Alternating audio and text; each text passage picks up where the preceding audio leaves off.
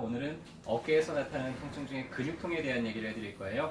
자, 근육통이라는 거는 상당히 좀 쉽게 발생하고 또 쉽게 없어지고 합니다. 평소에 하던 일을 늘 하던 때는 별로 문제가 없는데 갑자기 안 하던 일을 한다든지 아니면 하던 일도 그날 따라서 좀 무리했다 그러면 근육에 문제가 나타날 수 있는데요. 오늘은 그런 거에 대한 얘기를 해드릴 거예요. 주로 이제 어깨가 뭉치게 되면은 뭐 뒷목이 뻐근하다든지 아니면 어깨 뒤가 당긴다든지 이런 식으로 나타나고요. 자, 근육이 뭉쳐있는 통증에 대한 얘기를 해드릴 거예요. 근육이 뭉쳤을 때는 가만히 있을 때는 좀 무겁게 느낄 수도 있고 아무렇지도 않을 수도 있어요. 근데 그 근육이 늘어나는 방향으로 움직이려고 하면은 왠지 좀 당긴다든지 이런 식으로 이제 잘 표현을 하게 됩니다. 어깨는요, 세 개의 뼈로 이루어져 있어요. 그래서 날개뼈가 있고요. 날개뼈에 팔뼈가 붙어 있습니다. 그리고 그 위에 쇄골이라고 하는 이 빗장뼈가 같이 이렇게 세 개가 이 어깨를 이루고 있고요. 어깨를 움직이는 근육들은 상당히 많아요. 왜냐면은 팔을 움직일 때 쓰는 근육도 있고, 날개뼈를 움직일 때 쓰는 근육들도 있어요. 그래서 날개뼈를 척추에 붙여주는 근육도 있고요. 또 날개뼈를 위로 올리거나 밑으로 내리거나 앞으로 당기거나 뒤로 젖히거나 혹은 팔을 올리거나 팔을 앞으로 올리거나 팔을 바깥쪽으로 돌리거나 안쪽으로 돌리거나 하는 여러 가지 동작들이 있기 때문에 어깨는 상당히 많은 근육들이 있게 되고요. 자, 그 중에서도 가장 중요한 핵심 근육을 우리가 회전근개라고 불러요. 회전근개라는 거는 어깨를 우리가 360도 회전을 시키잖아요. 그때 가장 중요한 작용을 하는 근육들을 얘기를 합니다. 뒤에서부터 봤을 때 아래쪽에 소원근이 있고요. 그 위에 극하근이 있고, 다음에 극상근이 있고, 또 앞쪽으로 해서 견갑하근이 있는데 이 네 개의 근육이 이렇게 동그랗게 붙어 있어요.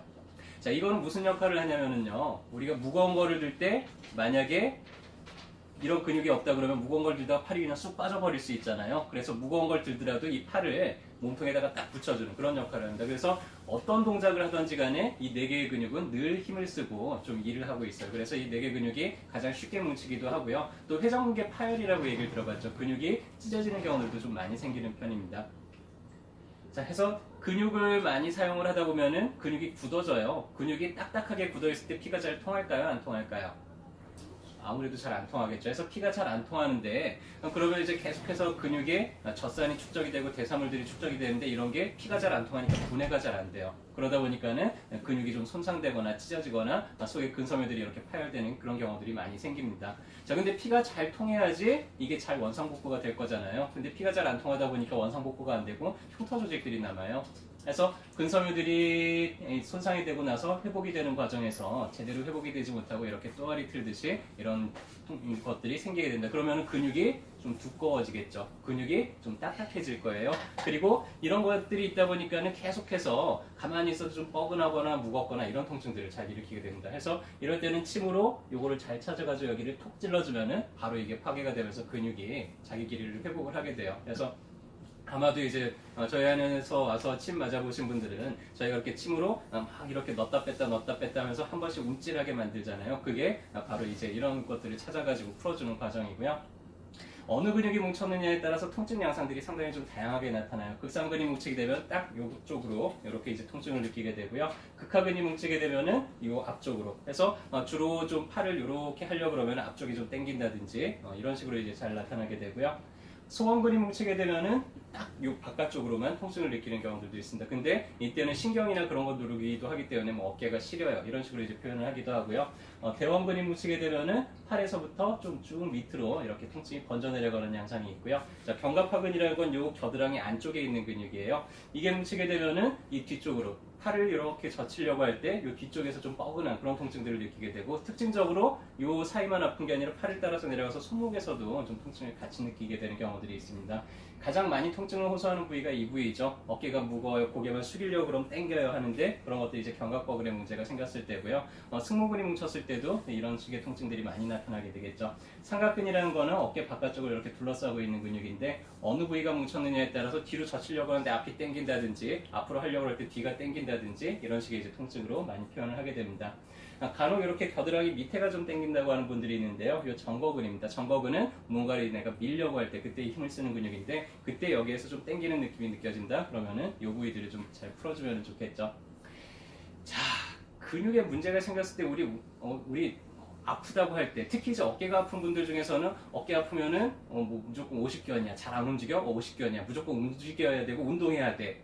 라고 알고 계시는 분들이 있는데 그러다 보니까는 실제로는 운동을 하지 말아야 되는데도 불구하고 열심히 운동을 하면서 좀 손상을 가중시켜가지고 오는 경우들이 있어요. 그래서 운동을 해야 되는 경우와 안 해야 되는 경우를 간단하게 구별하는 방법을 알려드릴게요. 자, 근육이 뭉쳤어요. 단단해졌어요. 그럴 때는 운동을 하는 게 좋을까요? 안 하는 게 좋을까요? 하는 게 좋죠. 하는 게 좋죠.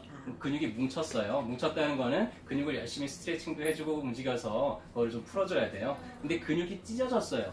그럴 때는 우리 움직여야 될까요? 가만 놔둬야 될까요? 가만 놔둬야죠. 상처가 나는데 자꾸 움직이면 상처가 더 많이 벌어지겠죠. 근데 이게 찢어진 건지 아니면은 뭉친 건지 잘 구별이 안 되잖아요. 보통은 통증의 느낌으로 우리가 그거를 알 수가 있습니다. 뭉쳤을 때는 주로 좀 무겁거나 땡기거나 뻐근하거나 이런 식의 이제 통증 양상이에요. 근데 찢어졌을 때는 우리 상처 나봤잖아요. 상처 난데 이렇게 벌어지면 통증이 어때요? 뻐근하든가요? 아니죠. 시큰하거나 따끔하거나 찌릿하거나 이런 느낌이죠. 그래서 만약에 내가 움직일 때 시큰한다든지 깜짝 놀랄 만큼 뭐가 따끔거린다든지 이럴 때는 무조건 좀 쉬는 게 좋아요. 그럴 때 그런 걸 참으면서 운동을 하게 되면 손상이 더 가중이 될 수가 있습니다. 그래서 만약에 땡기고 묵직하고 이런 느낌이면은 좀 마사지를 열심히 해준다든지 스트레칭을 열심히 해준다든지 그러면 이제 풀어낼 수 있고요.